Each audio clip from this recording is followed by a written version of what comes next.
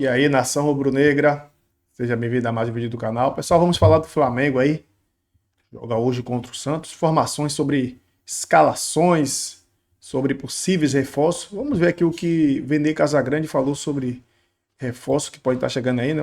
O Castellanos, jogador da Lazio aí. Vamos ver o que ele falou para começar o vídeo, já de forma dinâmica.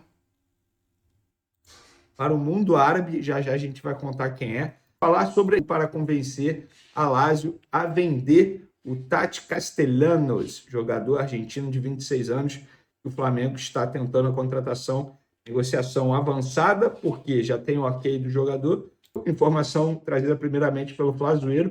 O Flamengo acertou a saída do lateral esquerdo Zé Wellington para o Al Dafra, dos Emirados Árabes. O Flamengo cedeu 100% ao clube dos Emirados, mas ficou acordado de que, caso ele seja vendido daqui a, no máximo 2 anos, no período de 2 anos, o Flamengo terá direito a 20% do valor cedido.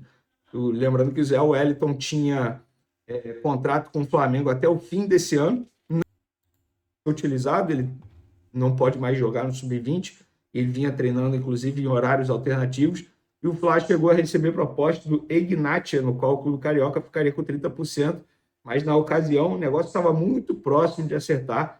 Na ocasião o jogador acabou recusando. Agora o Al Dafra apresentou essa proposta, o Flamengo liberou, o jogador gostou, então ele vai seguir. Esse compilado de informações aqui se reuniu várias vezes com os representantes do atleta e com o jogador. Tem o ok do jogador, o desejo do jogador. Os empresários autorizaram, gostaram da proposta do Flamengo. O jogador assinaria contrato longo com o Flamengo até 2029. Atualmente ele tem 26 anos, ou seja, teoricamente, um contrato até 31 anos que ele teria com o Flamengo.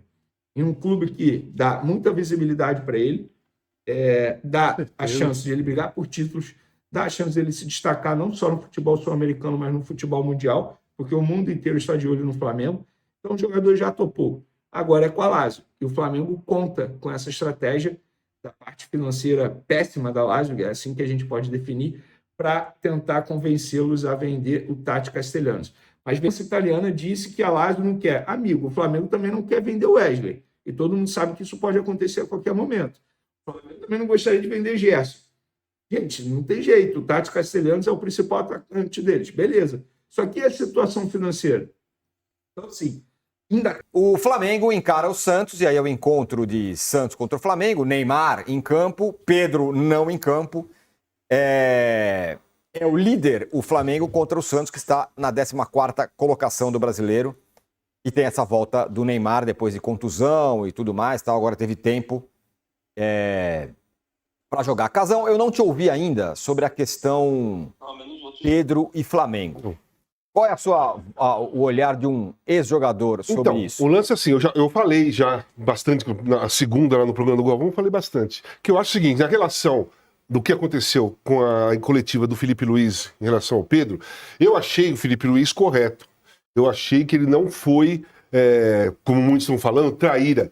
Porque a semana do Pedro, ele apresentou dados científicos. O jogador treina com GPS. O GPS, ele não mostra se o jogador está em forma ou não está em forma. Mostra o desempenho e a intensidade dele, ou no jogo ou no treino. Então, o que o Felipe Luiz falou? Cara, peguei os resultados e eu vou dar um exemplo aqui, vai. Vamos pegar o Plata. O Plata deu, por exemplo, 5 tiros de 100 metros. O batimento cardíaco dele foi a 180.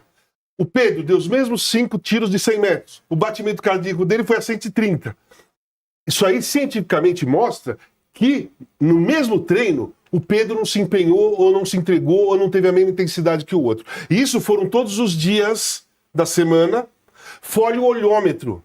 Que o Felipe Luiz falou, pô, tá muita brincadeira, um certo deboche, beirou o ridículo. Pô, foi essas frases que ele falou. Mas ao mesmo tempo ele falou assim, pô, onde que eu vou achar no mercado um centroavante que me faça 30 gols que nem o Pedro faz?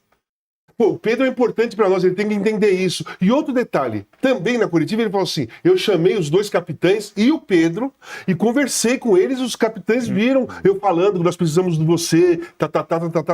Então, cara, o que o Felipe Luiz fez foi transparência e esclarecimento. Que ele só fez isso porque o Flamengo ganhou São Paulo.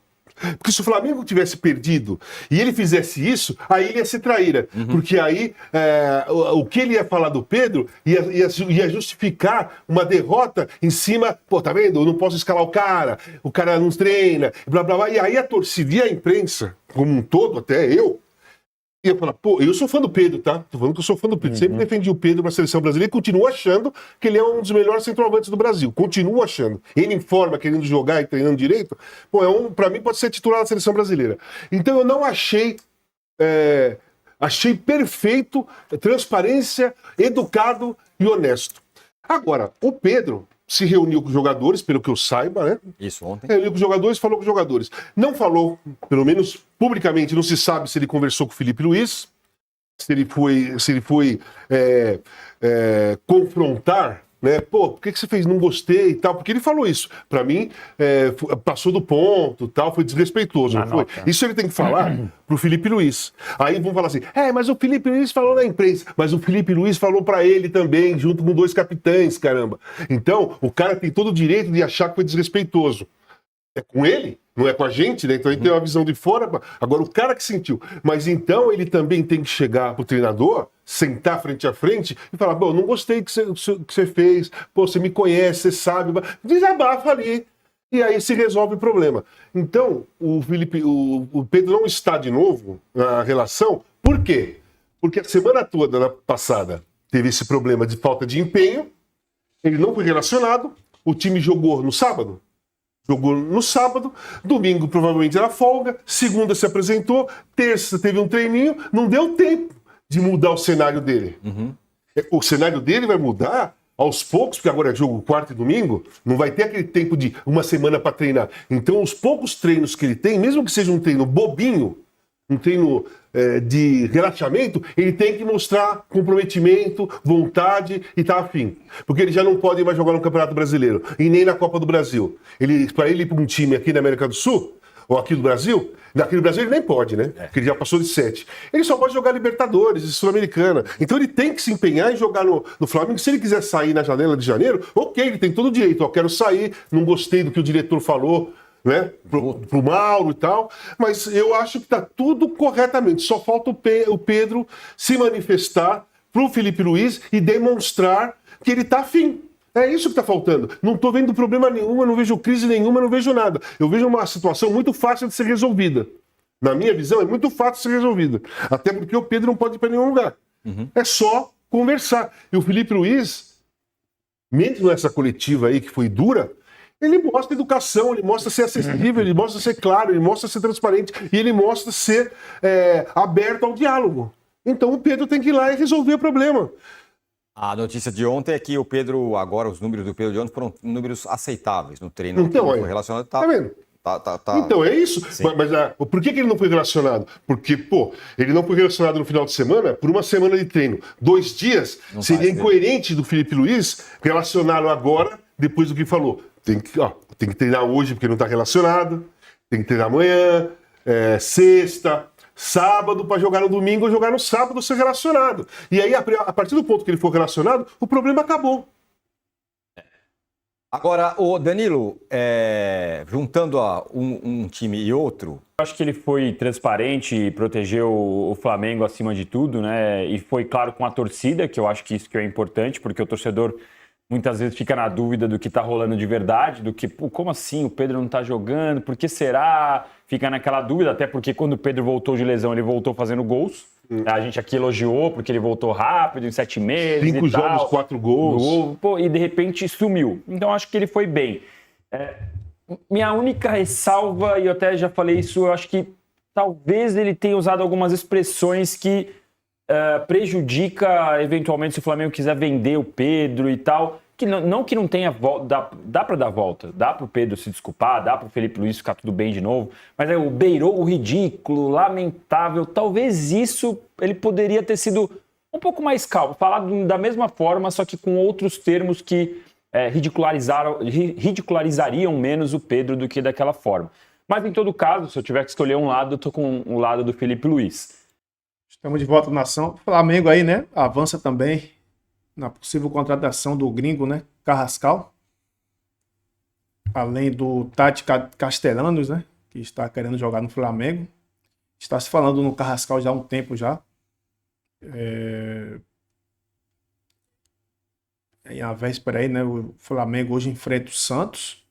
Jogo difícil na Vila, né? Não é fácil. E de acordo com informações apuradas pelo jornalista Bruno Lemos, né?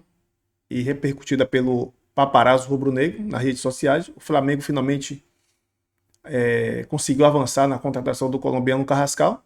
As negociações haviam sido paradas após algumas polêmicas, né? nos bastidores aí do departamento do futebol rubro-negro. A tendência é que até o fim desta semana a negociação seja fechada, tomara, né? Bruno Lemos falou o seguinte, né? Sua conta aqui de redes sociais, Twitter, né? X, antigo Twitter. Sobre Carrascal, devemos ter um desfecho positivo essa semana, antes do início da Liga Russa, né? Flamengo está muito próximo de fechar um acordo com o Dínamo, né? Onde ele joga, tá? O Carrascal. O Flamengo está muito próximo de fechar um acordo com o Dínamo Moscou, continuou o jornalista em suas redes sociais, né? E completou, né? As negociações com o meia colombiano foram paralisadas devido à crise entre a presidência, né, e o departamento de futebol do clube, mas as conversas já foram retomadas e caminham para um desfecho positivo, completou aí o paparazzo, né, rubro-negro. Quais foram as polêmicas, né, do departamento de futebol do Fla? Os últimos dias não foram fáceis, né, para Boto, na Gávea.